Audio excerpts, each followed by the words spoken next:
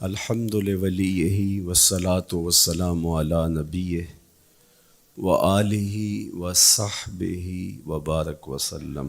قال اللہ تعالی وتبارک فی القرآن المجید والفرقان الحمید۔ بسم اللہ الرحمن الرحیم۔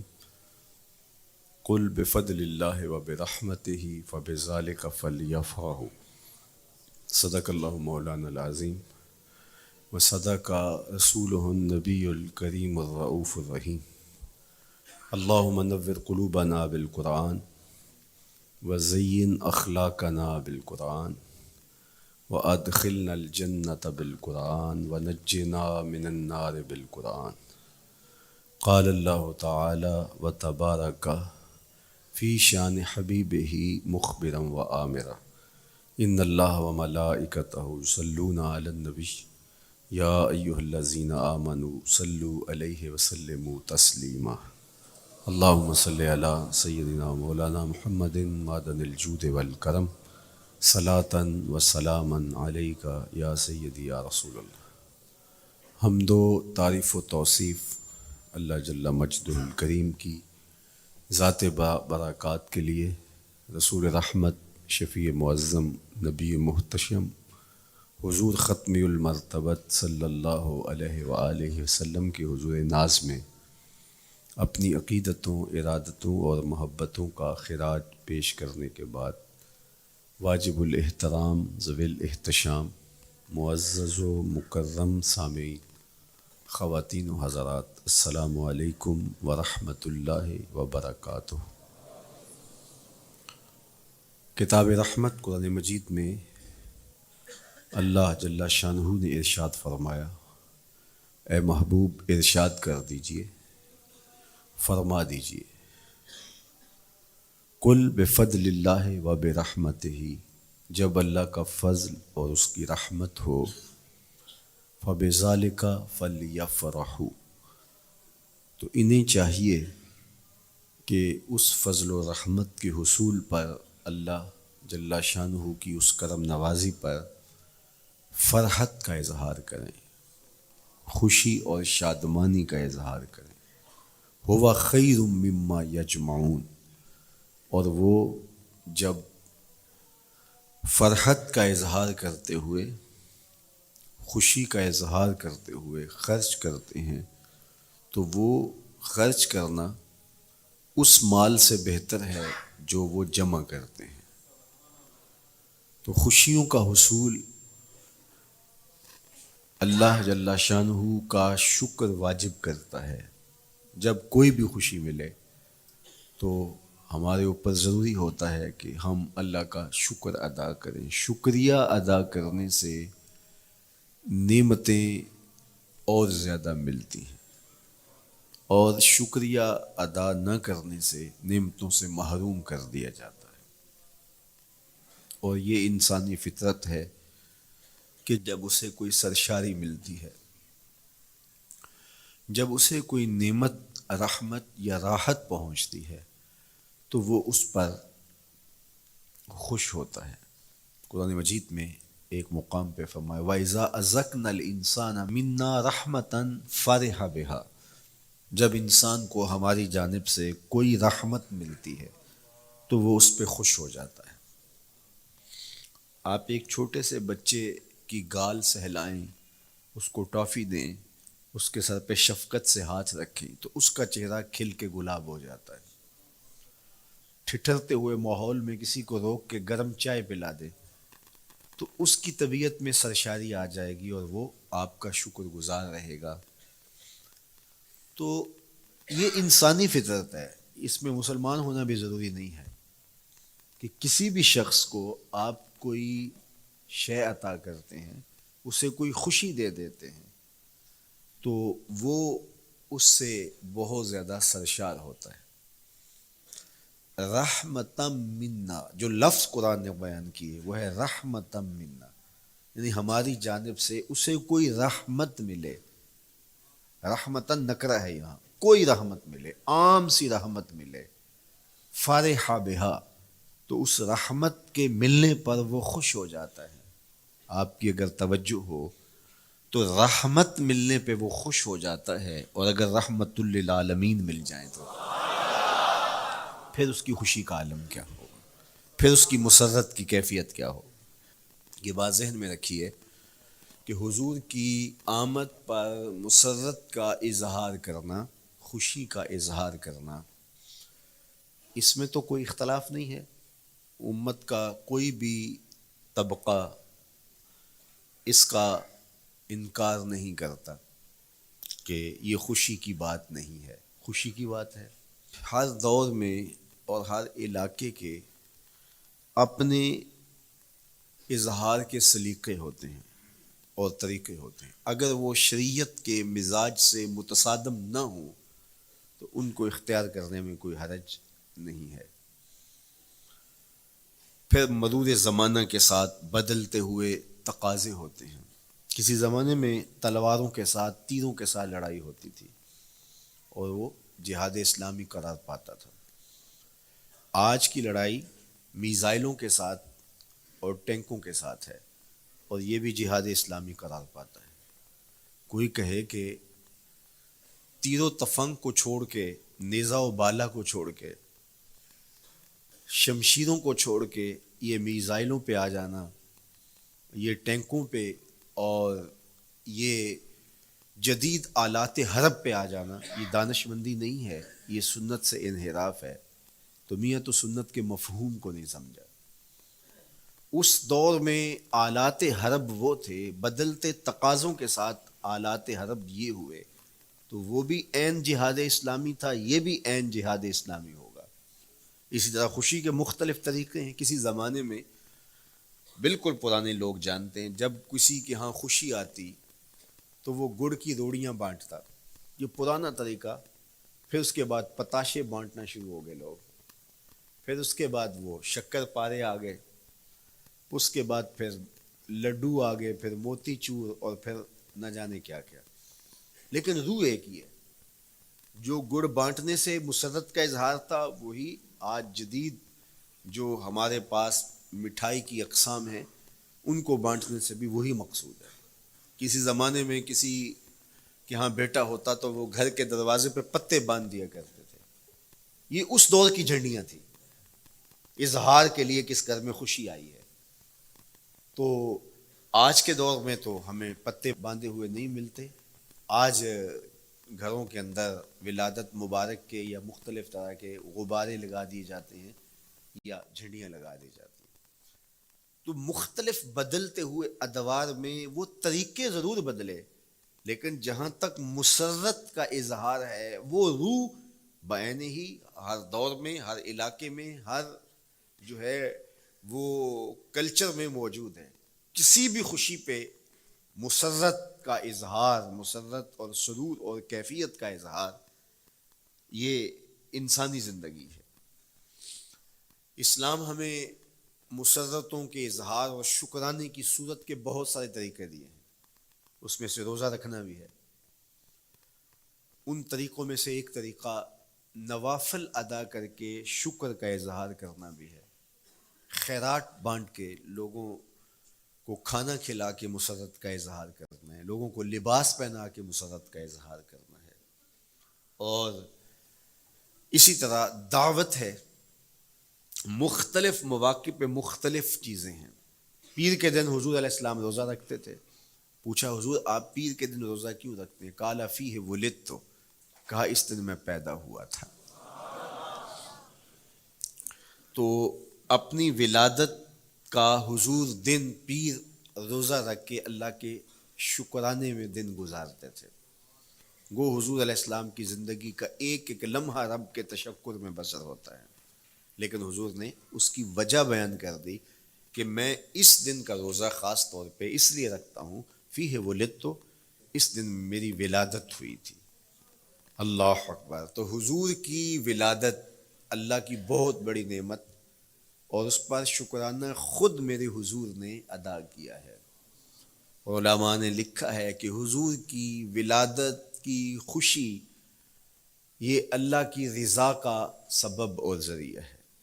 آپ نے سنا علماء سے کہ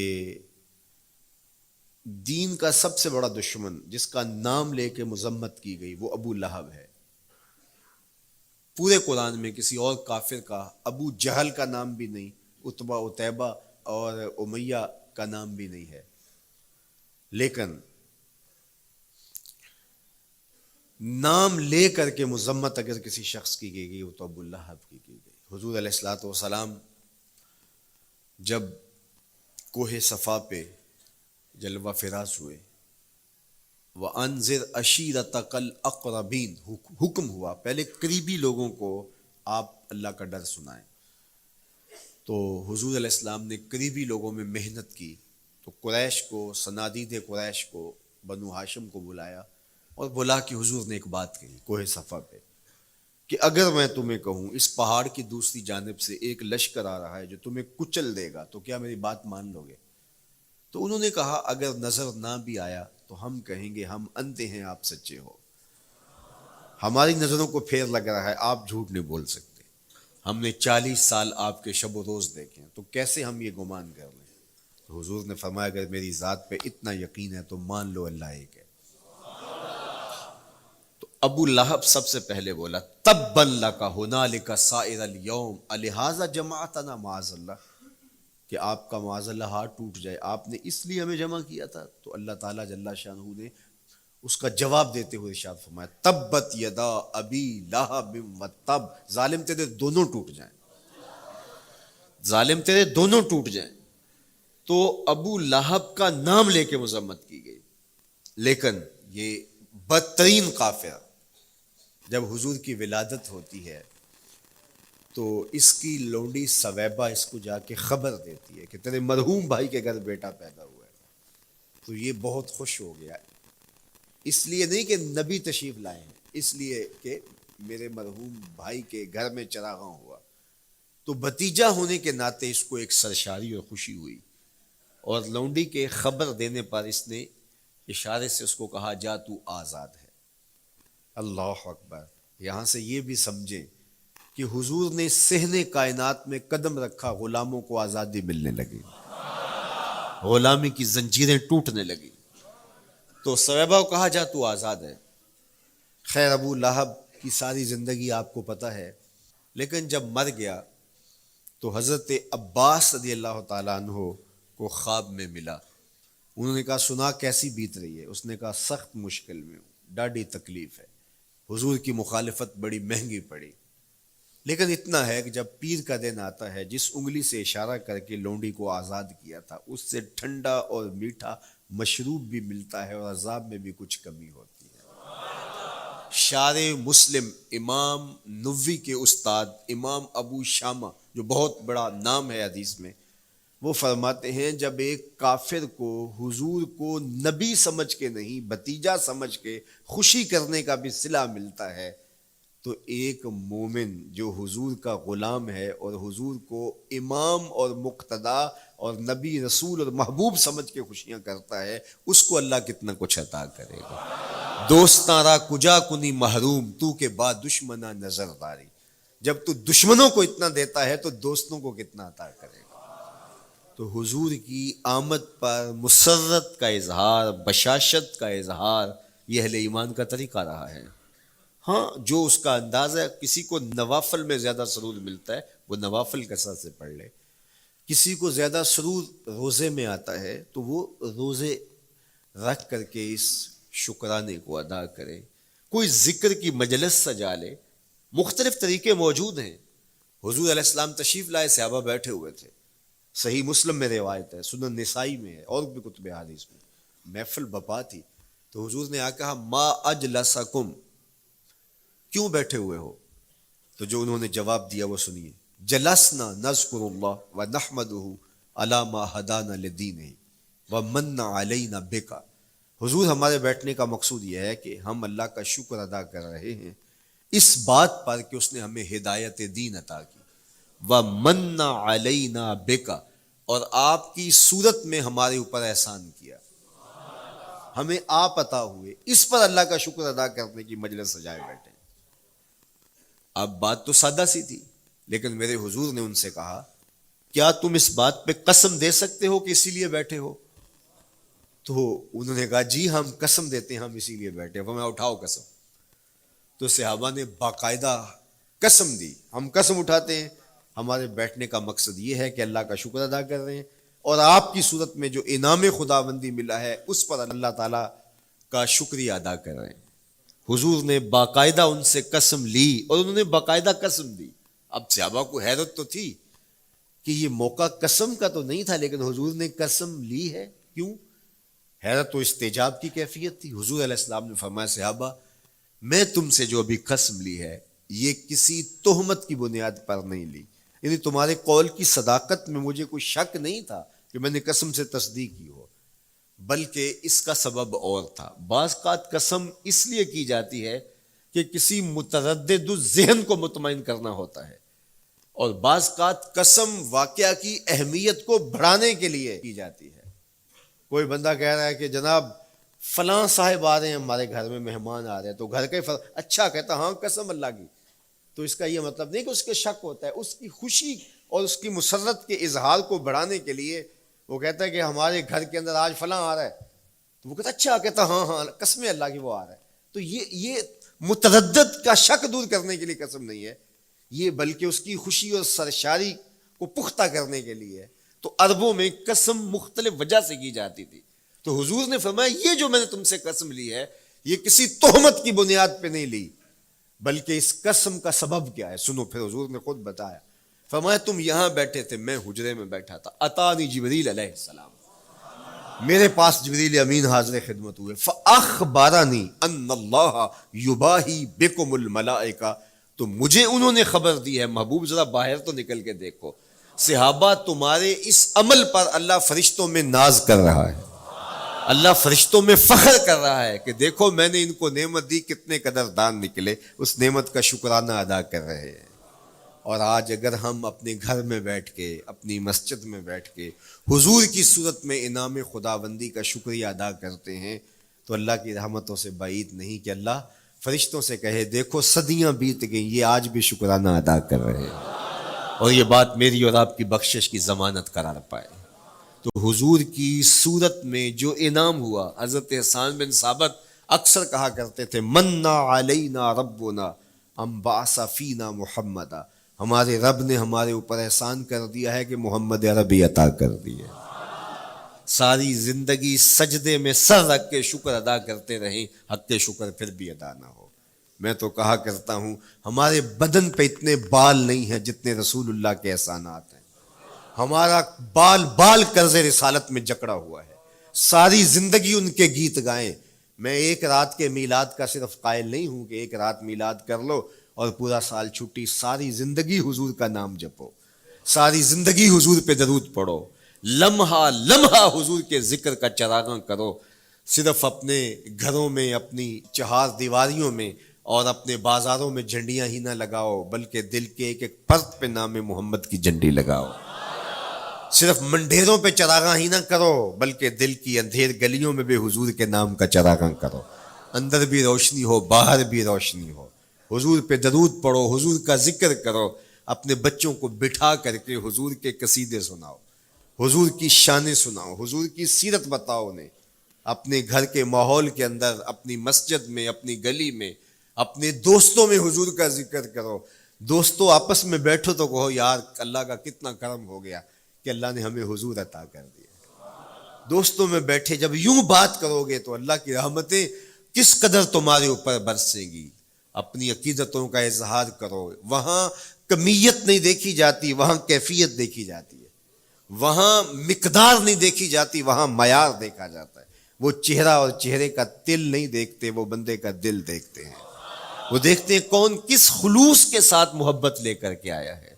شاہ ولی اللہ محدث دہلوی بہت بڑا نام ہے, تمام مکاتیب فکر کے نزدیک معتبر نام ہے. شاہ ولی اللہ محدث دہلوی فرماتے ہیں میرے والد شاہ عبد الرحیم محدث دہلوی ہر سال حضور کا میلاد کرتے تھے اور اپنی استطاعت کے مطابق لوگوں میں, آنے والوں میں کچھ کھانا بھی تقسیم کرتے. ایک سال حالات اتنے پتلے تھے کہ ان کو میسر نہ تھا کہ لوگوں کو بھرپور کھانا کھلا سکیں, لیکن کہا چلو ناغہ نہ ہو, ایک تسلسل ہے جاری رہے, تو انہوں نے چنے بانٹ دیے بعد میں. لیکن دل میں تشویش تھی کہ اس مرتبہ من کی منشا پوری نہیں ہوئی. تو اسی حالت میں سو گئے. سوئے تو مقدر جاگا, حضور کا دیدار نصیب ہوا. اور جس نے حضور کو خواب میں دیکھا اس نے حضور کو ہی دیکھا. من رآنی فی المنام فقد رآنی, فرمایا جس نے مجھے خواب میں دیکھا اس نے مجھے ہی دیکھا. فإن الشیطان لا یتمثل بی, شیطان میری مثل ہو ہی نہیں سکتا. خواب میں آ کر بھی حضور کی مثل ہونے کا دعویٰ نہیں کر سکتا. جس نے مجھے دیکھا اس نے مجھے ہی دیکھا. اور دوسری بات, حضور جس کے خواب میں آئے قصد, ارادے اور مرضی سے آئے. تیسری بات, حضور علیہ الصلوۃ والسلام نے خواب میں کسی کو کچھ عطا کیا تو وہ حقیقت میں عطا کیا. ویسے میں خواب میں کسی سے کچھ لیتا ہوں, آپ خواب میں کسی سے کچھ لیتے ہیں یا کسی کو کچھ دیتے ہیں تو وہ محض خواب ہوتا ہے. آپ نے کسی سے قرض لینا ہو تو وہ خواب میں آ کے ادا کر دے تو صبح اٹھ کے کھاتے سے نام کاٹ دیں گے؟ آپ کہیں گے خواب میں ادا کیا. بھوک میں تڑپتے سو گئے, رات عالی نسب ہوٹل سے کھانا کھاتے رہے, صبح بھوک محسوس کریں گے یا نہیں؟ خواب میں کھایا ہے نا. وہ کیا کسی نے کہا 100 بار میرے ہاتھوں میں تیرا دامن آیا, جب آنکھ کھلی تو اپنا ہی گریباں تھا. کچھ نہیں ہوتا, خواب محض خواب ہوتا ہے. لیکن اگر حضور کسی کو خواب میں کچھ عطا کریں, امام بوصیری سے پوچھو, رات چادر ملتی ہے صبح اٹھتے ہیں کندھوں پہ موجود ہوتی ہے. حضور عطا کرتے ہیں تو حقیقت میں عطا کرتے ہیں. امام سخاوی نے القول البدیع میں لکھا ہے, ایک شخص حضور کے روضے پہ کھڑا ہے اور کیا کہتا ہے, آنا ضیفوں کا, میں آپ کا مہمان ہوں اور آپ کے ہوتے ہوئے کسی اور در پہ تو نہیں جانا. آقا جی میں تیرا ہو کے خیر منگاں در در دا, مریل کتا کیوں اخواواں ایڈے بختاں وردا. جب میں تیری چوکھٹ پہ ہوں تو کسی اور سے کیوں مانگوں. اور میرے امام بولے, کون دیتا ہے دینے کو منہ چاہیے, دینے والا ہے سچا ہمارا. کوئی جھولی میں چند ٹکڑے ڈال بھی دے تو ساری زندگی جتلائے گا. اللہ اکبر. عارف عبد المتین نے تو قلم توڑ دیا نا. اور جتنے بھی سہارے ہیں سبک کرتے ہیں, عزت نفس بڑھاتا ہے سہارا تیرا. ہر آسرا کمزور کرتا ہے لیکن نبی کا آسرا سر بلند کرتا ہے. کسی چودھری کا, خان وڈیرے کا مانگت سر اٹھا کے چل سکتے کہ میں فلاں کا مانگت ہوتا ہوں اور جس کو خیرات مدینے کی گلی سے ملی ہو. اسی لیے میرے امام نے مشورہ دیا, ٹھوکریں کھاتے پھرو گے ان کے در پہ پڑ رہو. قافلہ تو اے رضا اول گیا آخر گیا. وہ کھڑا ہی حضور کے روضے پہ اور کیا کہتا ہے, آنا ضیفوں کا, میں آپ کا مہمان ہوں اور آپ کے ہوتے کسی اور در پہ جاؤں. اللہ اکبر. یہ کہتے کہتے آنکھ لگ گئی. حضور خواب میں تشریف لائے, دائیں ہاتھ میں روٹی تھی, عطا کرتے میں خوز لے لے. کہتا میں نے خواب میں کھانا شروع کر دی, ابھی آدھی روٹی کھائی تھی, پوری روٹی نہیں کھائی تھی, آدھی روٹی کھائی تھی کہ میری آنکھ کھل گئی. جب آنکھ کھلی تو دوسرا آدھا ٹکڑا میرے ہاتھ میں موجود تھا. وہ دیتے ہیں تو حقیقت میں دیتے ہیں. تو شاہ ولی اللہ محدث دہلوی فرماتے ہیں کہ میرے والد شاہ عبد الرحیم محدث دہلوی نے خواب میں حضور کو دیکھا, اور چونکہ دن یہ عمل گزرا تھا اور کہ مہمانوں کو خاطر خواہ تواضع نہیں کر سکا تھا, تو حضور کے سامنے انواع اقسام کی چیزیں پڑی ہیں, ان میں میرے والے چنے بھی موجود ہیں اور حضور ان کے ساتھ شفقت فرما رہے ہیں. تو یہاں معیار دیکھا جاتا ہے, مقدار نہیں دیکھی جاتی. یہاں کمیت نہیں دیکھی جاتی, کیفیت دیکھی جاتی ہے. یہاں چہرے اور چہرے کا تل نہیں دیکھا جاتا, یہاں آنے والے کا دل دیکھا جاتا. یار چہرہ تو چمکدار تھا, اسی لیے ابو لہب کہتے ہیں نا, شعلے کی طرح چمکتا ہوا, لیکن جہنم کا ایندھن بنا. اور کالے رنگ والا, ہونٹ موٹے ہیں, لیکن کعبے کی چھت میں کھڑا اذان دے رہا ہے. اذان ازل سے تیرے عشق کا ترانہ بنی, نماز تو اس کی دید کا ایک بہانہ بنی. ادائے دید سراپا نیاز تھی تیری, کسی کو دیکھتے رہنا نماز تھی تیری. تو عقیدتوں کے رنگ اور محبتوں کے رنگ حضور علیہ السلام کے ساتھ جب کوئی پیش کرتا ہے تو رائے گانی جاتی. یہ وفاداروں کا در ہے, یہاں بے وفائی کا تصور ہی نہیں ہے. وہ ہاتھ پکڑتے ہیں تو پھر چھوڑتے نہیں ہیں. اس لیے ان سے محبت کا ربط قائم کیجیے, اپنی اولادوں کو حضور کا پیار سکھائیے, اپنے گھروں میں میلاد کیجیے. لازم نہیں ہے کسی عالم دین کو بلاؤ, آپ اپنے گھروں میں حضور علیہ السلام پر درود پڑھیے گا, بچوں کو بٹھائیے گا اور حضور کی سیرت کا کوئی واقعہ ان کو سنائیے گا. صحابہ اپنے بچوں کو بٹھا کر کے حضور کی سیرت بتایا کرتے تھے, حضور کا نقشہ بتایا کرتے تھے, حضور کے شمائل ذکر کیا کرتے تھے. اور کوئی صحابی ملتا تو تابعین جمع ہو جایا کرتے تھے اور اسے پوچھتے تھے اچھا بتاؤ حضور کی صورت کیسی تھی، زلفیں کیسی تھی. یہی میلاد ہے نا. میلاد میں حضور کے فضائل کا ذکر ہوتا ہے، شمائل کا ذکر ہوتا ہے، خصائل کا ذکر ہوتا ہے. اور موسم حج کا ہے. ایک اونچے ٹیلے پہ حضرت سیدنا ابو طفیل چڑھ گئے. یہ آخری صحابی ہیں، اس کے بعد کوئی صحابی نہیں. آخر میں سب سے آخر میں فوت ہوئے 110 ہجری میں. حضور کے وصال کے 100 سال بعد تک زندہ رہے. اونچے ٹیلے پہ چڑھ گئے اور لوگوں کو کہا لوگوں آؤ، اس وقت روئے زمین پہ میرے علاوہ کوئی نہیں جس نے حضور کو دیکھا ہے. بس انہی آنکھوں نے حضور کو دیکھا ہے. کیا ناز ہے. میرے ایک استاد ہوتے تھے سر محمد علی حاشر، اللہ ان کی قبر پہ رحمت نازل کرے. تو وہ بڑے بڑے مشاہیر اہل سخن سے ملے تھے تو وہ بات کرتے تھے. میں مولانا ظفر علی خان کا مصاحب رہا ہوں، میں نے اقبال کو دیکھا ہے. داغ دہلوی نے اپنے شاگردوں سے کہا تھا آنے والی صدیاں تم پہ ناز کریں گی اے لوگو، تم نے داغ کو دیکھا، تم نے داغ سے باتیں کی ہیں. یار جس نے داغ دہلوی کو دیکھا ہے وہ تو ناز کریں، جس نے اقبال کو دیکھا ہے وہ تو فخر کریں، جو مشاہیر اہل سخن کے پاس بیٹھتا رہا ہے وہ تو فخر کریں، اور جس کی آنکھوں نے جمال محمد عربی دیکھا ہے وہ اپنے مقدر پہ ناز کیوں نہ کریں. تو کہا لوگوں آؤ، اس وقت روئے زمین پہ میرے علاوہ کوئی نہیں جس نے حضور کو دیکھا ہو. آؤ مجھ سے حضور کی باتیں سنو. لوگ جمع ہو گئے اور کہا صف لنا رسول اللہ، تم نے حضور کو دیکھا ہے تو بتاؤ حضور کیسے تھے. تو حضرت ابو طفیل نے 3 لفظوں میں میرے حضور کا حلیہ بیان کیا، یاد کر لو. حضرت ابو طفیل نے کہا کان رسول اللہ صلی اللہ علیہ وسلم ابیض ملیحا مقصدا. ایک تو چٹے رنگ کے تھے، ایک تو حضور کا رنگ گورا تھا. دوسری بات ملیحا، حضور کا حسن نمکین تھا.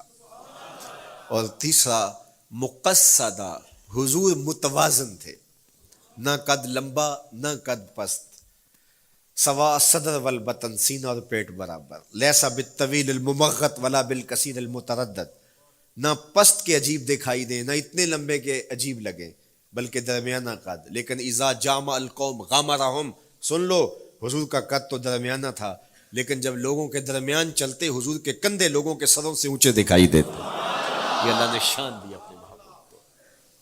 مکھ چند بدر شاہ شانی، متھے چمک دی لاٹ، کالی زلف تے اکھ مستانی.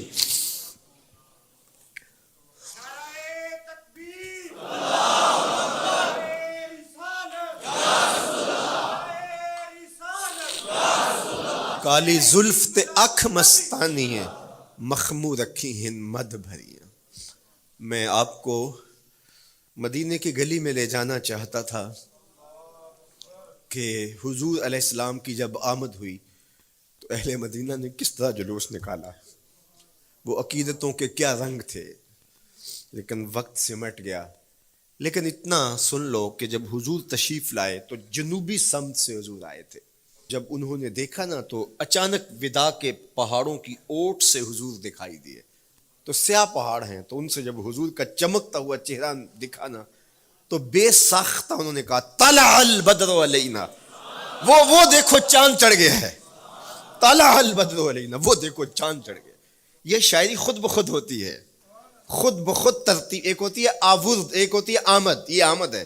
طلع البدر، وہ دیکھو چاند چڑھ گیا. من ثنیات الوداع وجب الشکر علینا. مورخ اسلام حفیظ جالندری نقشہ کھینچتے جنوبی سمت سے اٹھا ایک نوری غبار آخر. جنوبی سمت سے اٹھا ایک نوری غبار آخر، سواد شہر میں داخل ہوا ناکا سوار آخر. زباں پر اشرق البدر علینا کی صدائیں تھیں، دلوں میں ما دعا للہ دائی کی دعائیں تھیں. نبوت کی سواری جس طرف سے ہو کے جاتی تھی، درود و نعت کے نغمات کی آواز آتی تھی. کہیں معصوم ننھی بچیاں تھیں دف بجاتی تھی، رسول پاک کی جانب اشارے کر کے گاتی تھی. اور کہتی کیا تھی؟ ہم ہیں بچیاں نجار کے عالی گھرانے کی، خوشی ہے آمنہ کے لال کے تشریف لانے. خوشی ہے آمنہ کے لال کے. عجیب رنگ بکھرے ہوئے تھے. حضور نے جب بچیوں کو دیکھا تو فرمایا تم مجھ سے محبت کرتی ہو؟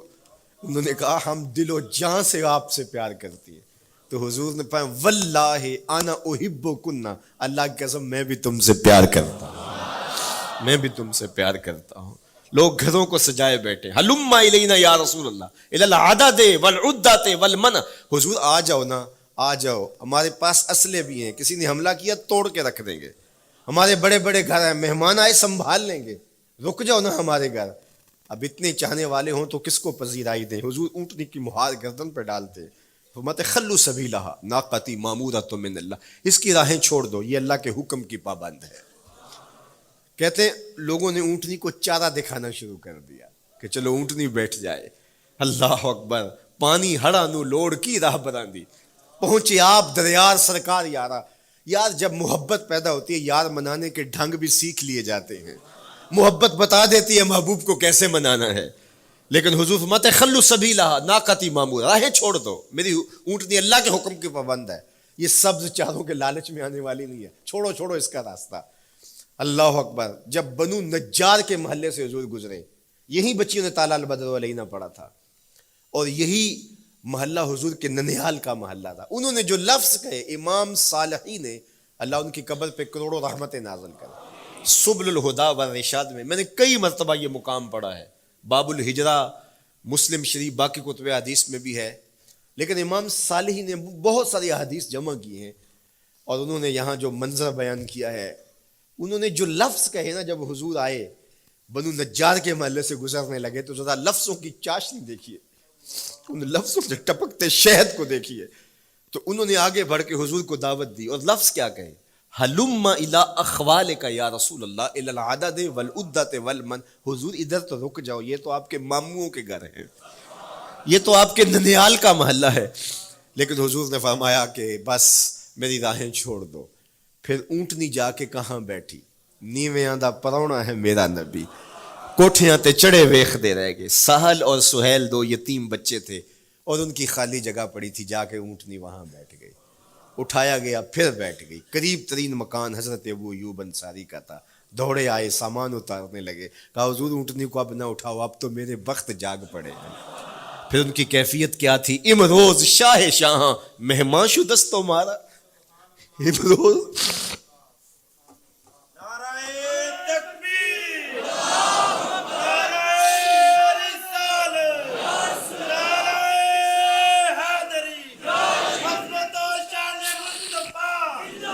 امروز شاہ شاہاں مہمان شدست و مارا، جبریل با ملائک درباں شدست و مارا. وہ کہتے ہیں آج شاہوں کا شاہ میرے گھر کا پرونا بن گیا ہے. یہ ابو ایوب انصاری کے جذبات ہیں. آج شاہوں کا شاہ، آج خسرو حسینہ ماہ نازنینہ، آج امام الانبیاء میرے گھر کا پرونا بنا ہے. کہاں میں کہاں نکھتے گل، باد صبا تیری مہربانی. کبھی اونٹنی کے پاؤں چوم رہے ہیں، تیرے بخت کے تو میرے گھر تک لے آئی. تو کہا امروز شاہ شاہاں مہمان شدست و مارا، آج شاہوں کا شاہ میرے گھر کا مہمان ہے. پھر آگے کیا کہتے ہیں، جبریل با ملائک درباں شدست و مارا. لوگوں جبریل کو دیکھو، آج میرے گھر کا پہرا دے رکھا ہے، آج میرے گھر کا چوکی دار بنا ہوا ہے، کیونکہ میرے گھر میں حضور ٹھہرے ہوئے ہیں. تو کیا حضور کی آمد کا جلوس تھا یار. صحابہ نے جو حضور کے آمد کا جلوس نکالا، ہم تو وہ رنگ پیش نہیں کر سکتے، لیکن میں آپ کو کہوں گا درود پڑھتے ہوئے آج جلوس میں شامل ہوں، حضور کے ذکر سے سرشار ہو کے جلوس میں شامل ہوں، اور پورے نظم کے ساتھ.